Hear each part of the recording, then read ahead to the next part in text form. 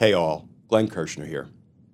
So friends, I suspect like you, I have now watched the various video footage of an ICE agent killing a 37-year-old mother named Renée Nicole Good in Minneapolis, Minnesota.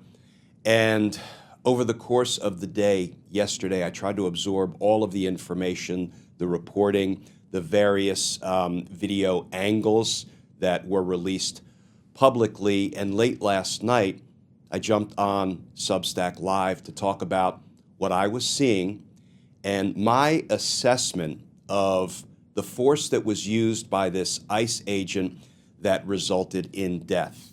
You know, this was a law enforcement involved lethal shooting, something that I am familiar with. How? Well, you all may know if you watch my Justice Matters channel that I was a federal prosecutor for 30 years.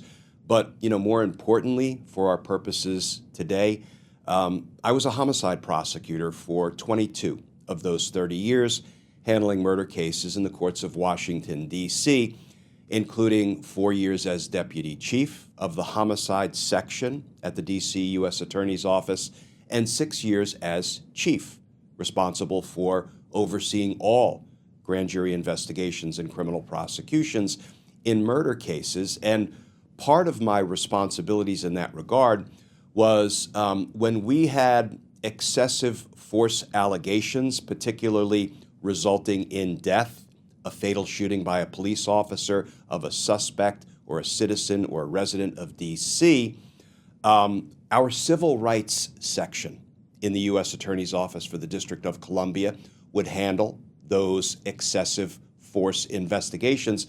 But, on the rare occasion they resulted in death, and let me just give you an example of a more run-of-the-mill excessive force allegation that the civil rights section would investigate. There would be an allegation that a police officer beat a suspect when the suspect was in handcuffs. That's something the civil rights section would investigate. But when it was lethal force, a police shooting resulting in death, I would sometimes be brought in as part of the team because I was the homicide guy. That was my bread and butter, to assess, evaluate the evidence and the information and try to make a fair, accurate determination based on the evidence and the law as to whether the officer engaged in excessive force resulting in death, whether the officer had a legitimate claim of self-defense or defense of others that might excuse the killing as non-criminal, and assess whether the officer should be charged in the event we believed there was enough evidence that it was a criminal shooting by the officer. So yesterday I tried to absorb all of the information, the evidence, watch all of the videos that were publicly available, and then bring to bear my experience as a former career prosecutor who occasionally was involved in these excessive force resulting in death investigations. And so that's what you're about to see. I jumped on Substack Live late last night to talk through what I was seeing and what my view was about this lethal police-involved shooting of Renée Nicole Good. And not to bury the lead, this to me appears to be an instance of excessive force by that ICE officer. And my bottom line is accountability must come for what was done to Renée Nicole Good, because justice matters.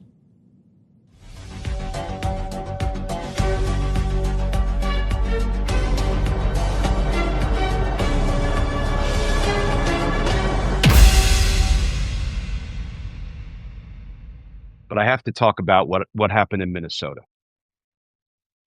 You've all seen the videos. Have you seen some of the videos with respect to the fatal shooting by an ICE officer in Minneapolis? I'm going to try to keep up with the comments. I have seen the videos that I had available. I've seen at least 3, although I think one is simply an extreme close-up and a slow motion version of one that was originally revealed or made public that was taken from much farther back.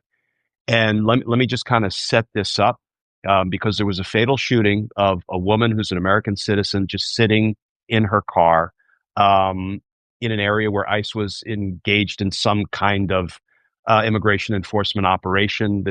The details are still developing and emerging. But let me talk in sort of an overview about what I saw in those videos, what I'm sure you saw as well. And then I'm going to back up and I want to talk a little bit about my experience in excessive force investigations resulting in death. And then I'm going to give you my best assessment of what I'm seeing on those videos and how matters might move forward from here with criminal investigations, both state and federal.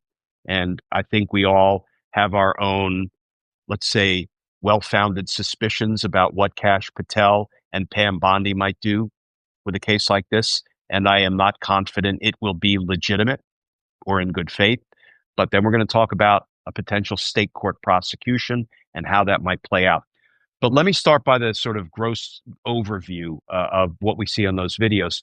We see what has been identified as an ICE vehicle, like a white SUV that's kind of sitting cataquarter in the middle of the road. And yes, there is some snow. It doesn't appear to be stuck in the snow, but that's what Kristi Noem is peddling to the American people. Both Kristi Noem and Donald Trump have already spewed a whole bunch of propaganda into the public square. We know it's propaganda because much of it is contradicted by what we see with our own damn eyes, just like January 6th, right? They try to tell us that was a day of love and a bunch of propaganda. And they're already spewing this out, both Kristi Noem and Donald Trump. So I'm going to try to go based on what we see on those videos. You see the ICE vehicle stopped. You see a number of officers kind of out in the street, and you see this black sort of a van or an SUV that's being driven by a woman that they are about to kill. And it's an officer walks up to the driver's door and tries to open it. The woman very slowly backs out and kind of begins to turn her vehicle. Why? It's clear so she can go around the white vehicle that is sitting right smack in the middle of the road. And you can actually see the front wheels after she slowly backs up, putting nobody in harm's way, and begins to pull forward. You see her wheels turn as if they're turning to get around the stopped vehicle in the road so she can pull away. There's no reporting that she's a wanted person or that she is an undocumented immigrant or that they have an arrest warrant for her.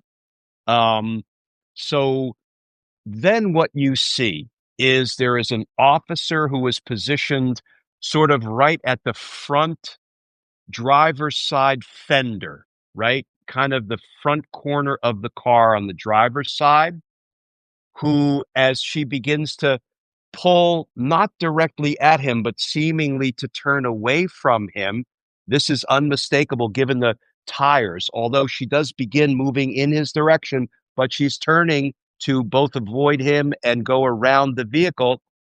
He pulls out his gun, his firearm, his service weapon, and he opens fire on what is reported as to be an unarmed motorist, shoots her in the face or the head. I've heard different reports, and kills her.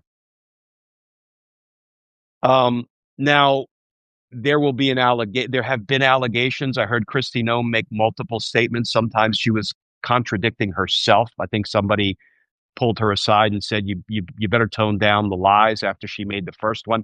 She said that this woman was trying to ram officers and disrupt the operation. And that's not borne out by the videos. It looks like she was trying to pull around the one car and then turn her car away from the officer who was standing in the area of the front sort of driver's side fender / side of the car, right? That front corner on the driver's side. And it did move toward him. I can't tell whether it struck him on the leg as he stepped out of the way, but he opened fire and killed her. Now, first of all, you're not allowed to fire at a fleeing vehicle just to stop it, right? That's not permitted really under any version of the law or of self-defense. So let me back up and talk about my experience, and then I'll give you the lay of the land with respect to the law of justified lethal force and self-defense or defense of others.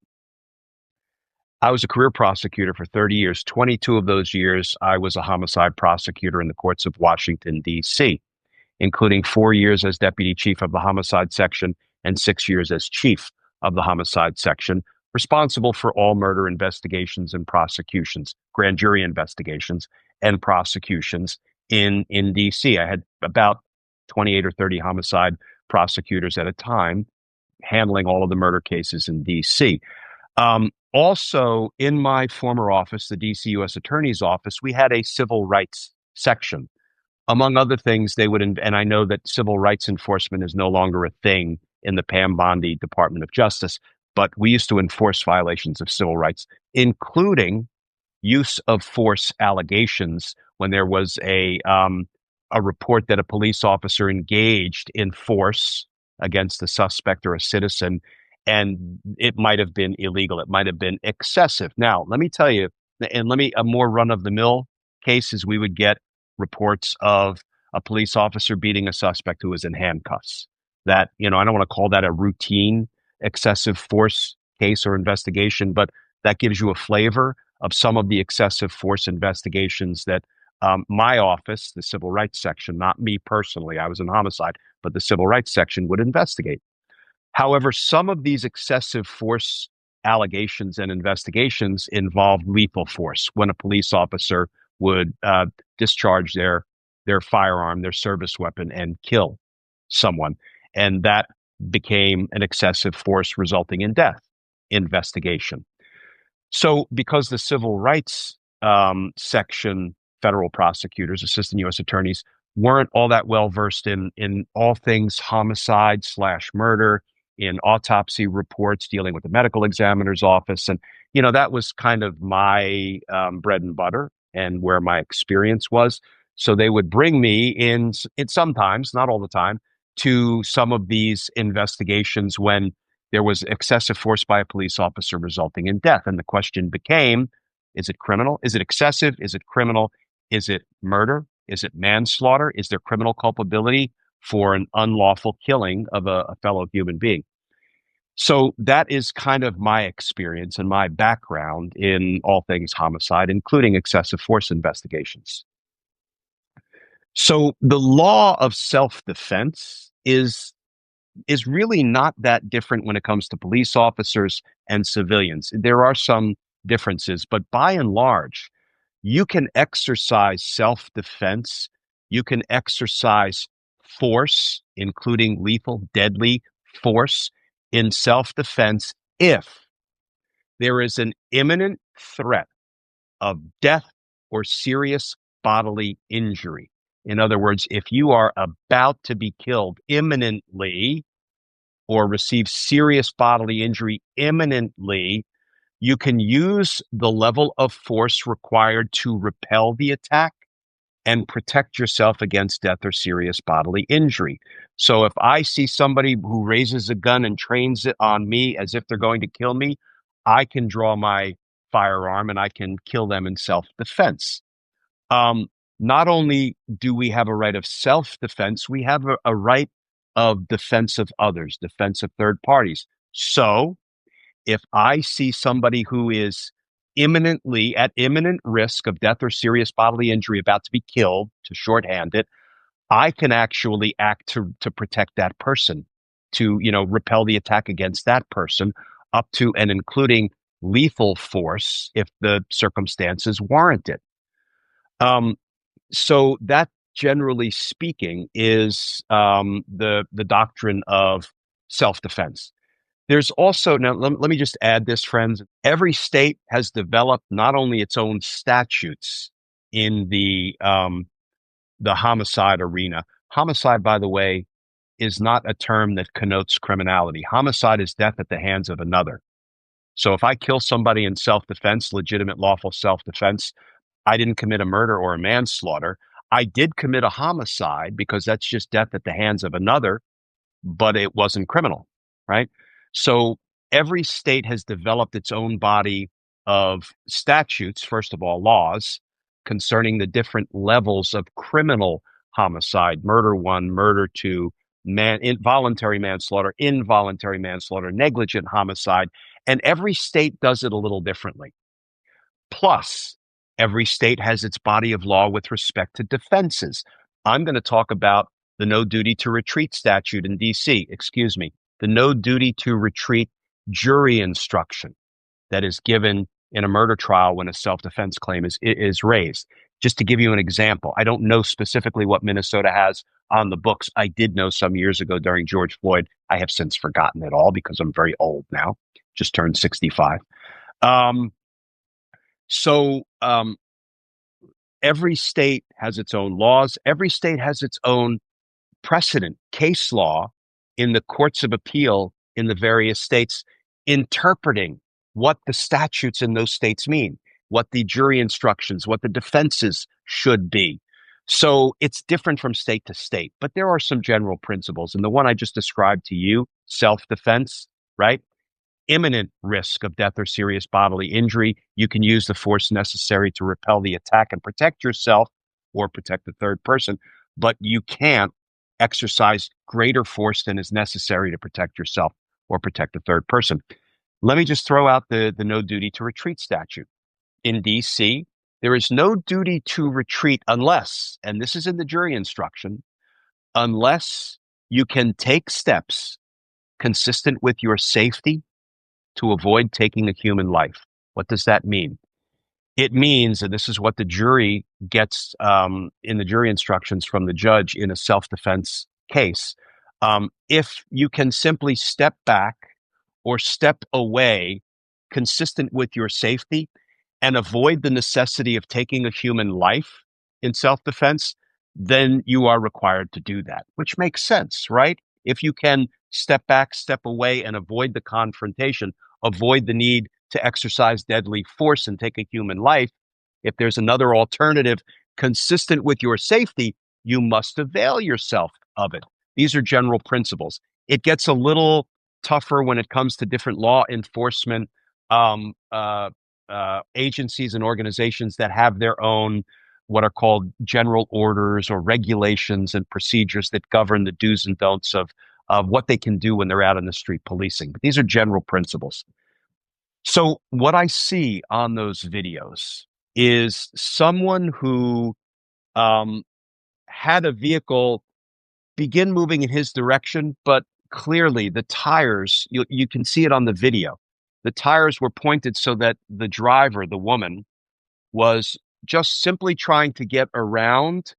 She wasn't ramming into officers. If she was, instead of turning her vehicle to get around the white ICE vehicle that was stopped in the street, she would have turned her wheel like this directly into the officer. That's not what she did. The officer seems to have overreacted because the officer actually did take a step away. And I don't know. I know there's been this suggestion that he was checked at the hospital and released. I don't know if it struck his leg or not. I would like to know that based on more reporting and if there is any. But yeah, somebody says tires pointed away slowly, trying to pull away. No two ways about it, right? Now, here's what, so it looks like the officer overreacted. It looks like the officer did not, and this is preliminary because you still need eyewitness accounts. You need to know the statements that officers made in real time. But it looked like the officer maybe got pretty ticked off because this car was pulling away when they wanted it to stop. He opened fire on an unarmed woman in her vehicle, trying to pull away. Now, let me make a couple of other points. A vehicle can be a deadly weapon. We all know this, right? How many drunk driving fatalities have we seen? But it can even be, beyond an accident that somebody has because they're recklessly driving drunk. I've seen people, we've all seen people on video, like the Unite the Right rally in Charlottesville, where Heather Heyer was mowed down by a vehicle that was being used as a weapon in the hand of that defendant plowing through a crowd. vehicles can be used as weapons. So, the devil is always in the evidentiary details. When you have something that is not clearly that, you can watch the video from every angle. This woman is not trying to intentionally ram into police officers. That is unsupported by the evidence that we have seen with our own eyes thus far. It seems like the officer overreacted, and it seems like this was very possibly an unlawful killing. It was a crime. Let's assume, okay, that this was not just well within the heartland duties of a police officer killing the woman under these circumstances. Let's assume there's enough evidence to support criminal charges. What happened? And there are still facts that need to be developed. But what I'm seeing does not make me feel like this was a justified use of deadly force. Okay, people will disagree. There's no doubt. So what happens now? Let's just assume there's enough evidence to support a criminal charge. First of all, I have no faith that the FBI, as led by Kash Patel, or the Department of Justice, as led by Pam Bondi, will conduct a good faith investigation. And if the evidence supports an indictment, they will indict him. I have no confidence. I've lost all confidence in the legitimacy and the honor and the ethics of the leadership at the Department of Justice. Sorry, they can prove me wrong if they begin to straighten up and fly right and give a shit about the rule of law and our Constitution, but I see no evidence of it. So I don't think they would indict this ICE agent, even if there was ample evidence, even if he confessed that he didn't have a good basis to discharge his weapon. But if they did indict him, well, wouldn't Donald Trump pardon him? Wouldn't Donald Trump pardon him? Anybody doubt that? So that brings us to the state, because I'm sure the Attorney General, Keith Ellison, I think is still the Attorney General. I'm sure they will launch a full, fair investigation. I saw Attorney General Ellison already on the news saying he's working in conjunction with, conducting an investigation in conjunction with the FBI. We'll see how that partnership or that team works, whether it's effective or not. Again, I've lost confidence in the leadership of the FBI, just the reality.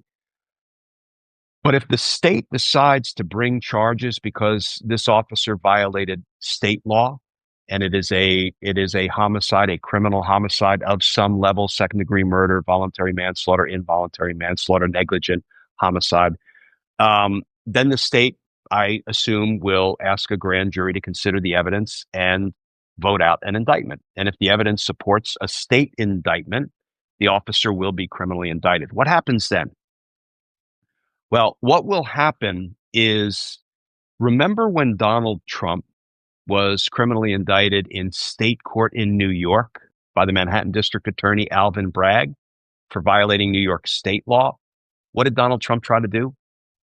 He tried to get his case transferred, removed from state court to federal court. You remember which judge was responsible for litigating that issue and making a decision as to whether Donald Trump should get to transfer his case from New York State Court to federal court? Alvin Hellerstein, the same judge who just was assigned to preside over the Maduro trial. And Judge Hellerstein said, no, Donald Trump does not have a legal basis to have his case removed or transferred from New York State Court to federal court. He was claiming, paying off porn stars and then covering up and lying about the true nature of the payments. Those are all presidential duties. Come on now, sport. And he got convicted in the New York Minute of 34 felonies in New York State Court. So he was not successful in getting his case transferred to federal court. But the same thing would happen, in my opinion and experience, in Minnesota. The defendant, the ICE officer who killed the woman today, will try to have his case moved into federal court, claiming that he's got qualified immunity as a federal officer and he should not be prosecuted. And, then the judge will have to decide whether the state court case should be transferred to federal court and tried as a state court case, albeit in federal court.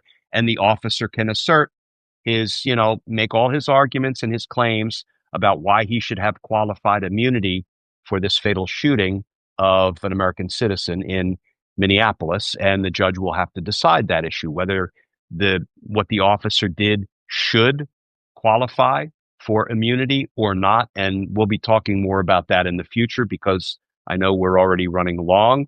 But that is the process that this is very likely to follow. Probably no federal indictment because, Pam Bondi, and then potentially a state court indictment that they will try to remove, transfer to federal court. Okay. We will continue to talk about it once we see if charges are filed in one or both jurisdictions.